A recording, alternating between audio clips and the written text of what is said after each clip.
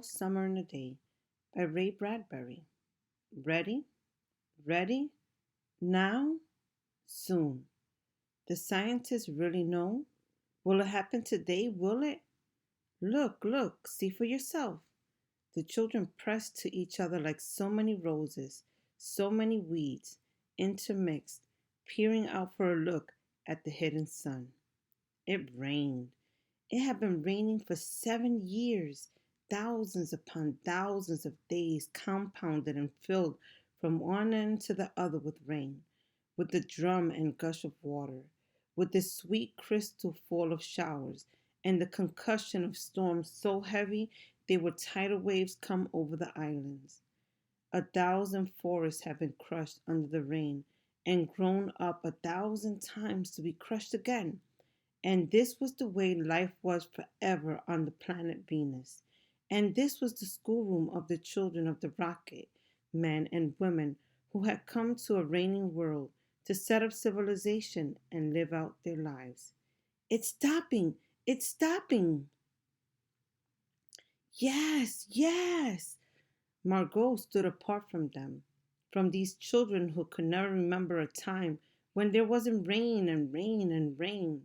They were all 9 years old, and if there had been a day 7 years ago when the sun came out for an hour and showed its face to the stunned world, they could not recall.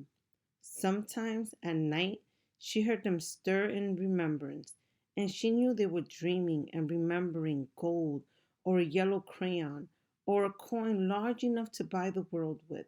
She knew that they thought they remembered a warmness, like a blushing in the face, in the body, in the arms and legs and trembling hands. But then they always awoke to the tatting drum, the endless shaking down of clear bead necklaces upon the roof, the walk, the gardens, the forest, and their dreams were gone. All day yesterday they had read in class about the sun, about how like a lemon it was, and how hot, and they had written small stories or essays or poems about it. I think the sun is a flower that blooms for just 1 hour. That was Margot's poem, read in a quiet voice in the still classroom while the rain was falling outside. Ah, you didn't write that, protested one of the boys. I did, said Margot. I did. William, said the teacher. But that was yesterday. Now the rain was slackening, and the children were crushed in the great thick windows. Where's teacher? She'll be back. She better hurry. We'll miss it. They turned on themselves like a feverish wheel, all tumbling spokes. Margot stood alone. She was a very frail girl who looked as if she had been lost in the rain for years, and the rain had washed out the blue from her eyes, and the red from her mouth, and the yellow from her hair.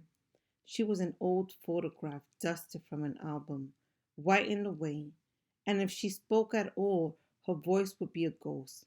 Now she stood, separate, staring at the rain and the loud, wet world beyond the huge glass. What are you looking at? Said William. Margot said nothing. Speak when you're spoken to. He gave her a shove, but she did not move. Rather, she let herself be moved only by him and nothing else. They edged away from her. They would not look at her. She felt them go away, and this was because she would play no games with them in the echoing tunnels of the underground city.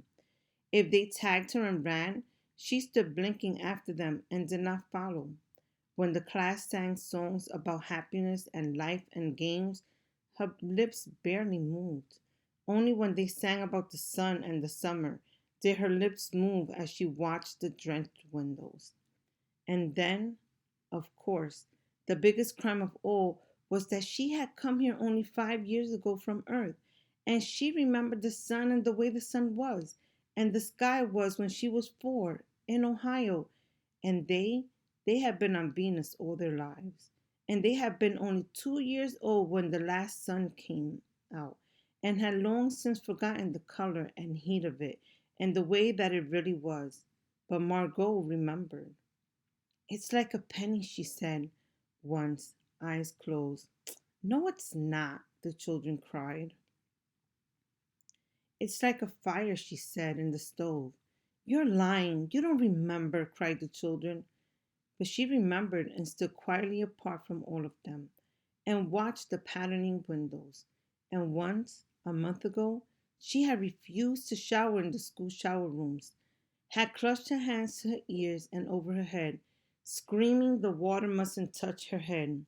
So after that, dimly, dimly, she sensed it. She was different, and they knew her difference and kept away. There was talk that her father and mother were taking her back to Earth next year. It seemed vital to her that they do so, though it would mean the loss of thousands of dollars to her family. And so the children hated her for all these reasons of big and little consequence. They hated her pale snow face, her waiting silence, her thinness, and her possible future. Get away!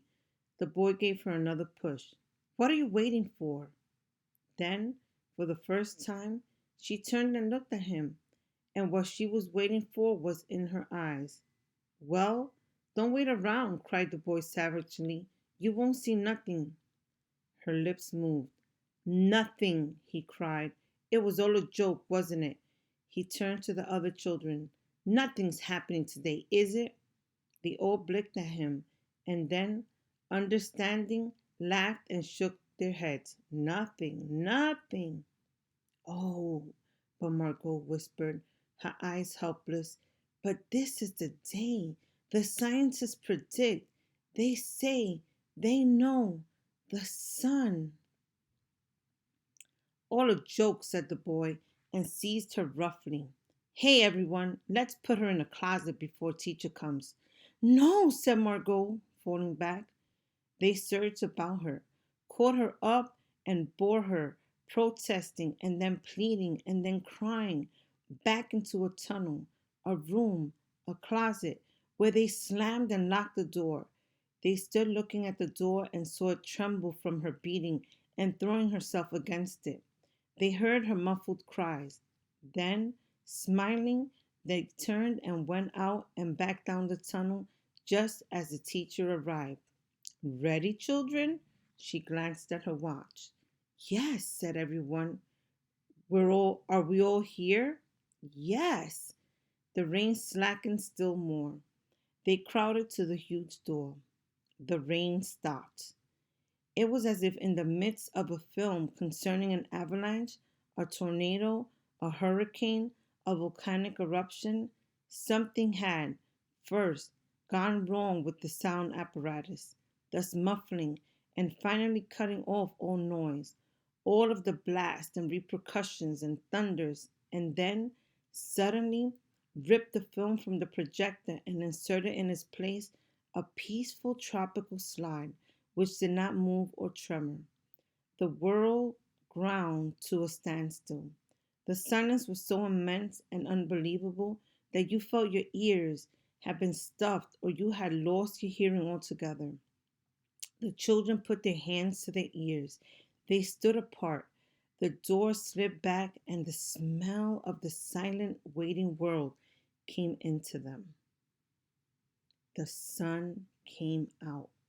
It was the color of flaming bronze, and it was very large, and the sky around it was a blazing blue tile, and the jungle burned with sunlight as the children, released from their spell, rushed out, yelling into the summertime. Now don't go too far, called the teacher after them. You've only 1 hour, you know. You wouldn't want to get caught. But they were running and turning, their faces up to the sky and feeling the sun on their cheeks like a warm iron. They were taking off their jackets and letting the sun burn their arms. Oh, it's better than the sun lamps, isn't it? Much, much better. They stopped running and stood in the great jungle that covered Venus, that grew and never stopped growing, tumultuously, even as you watched it. It was a nest of octopuses, clustering up great arms of flesh-like weed, wavering, flowering in this brief spring. It was the color of rubber and ash, this jungle from the many years without sun. It was the color of stones and white cheeses and ink. The children lay out, laughing, on the jungle mattress, and heard it sigh and squeak under them, resilient and alive. They ran among the trees. They slipped and fell. They pushed each other.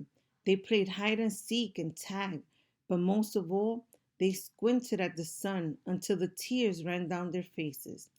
They put their hands up at the yellowness and that amazing blueness, and they breathed of the fresh, fresh air, and listened to the silence which suspended them in a blessed sea of no sound and no motion. They looked at everything and savored everything. Then, wildly like animals escaped from their caves, they ran and shouting circles. They ran for an hour and did not stop running. And then, in the midst of their running, one of the girls wailed. Everyone stopped. The girl standing in the open held out her hand.